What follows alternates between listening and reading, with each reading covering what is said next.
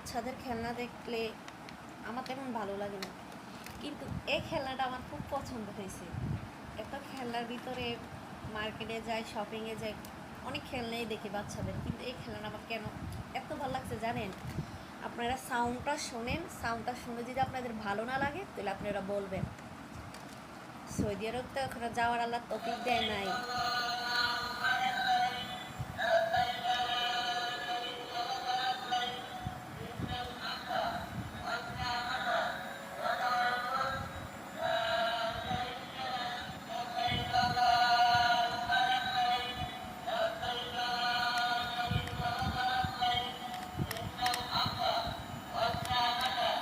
অনেকে তো হজ করতেছে, ঠিক না?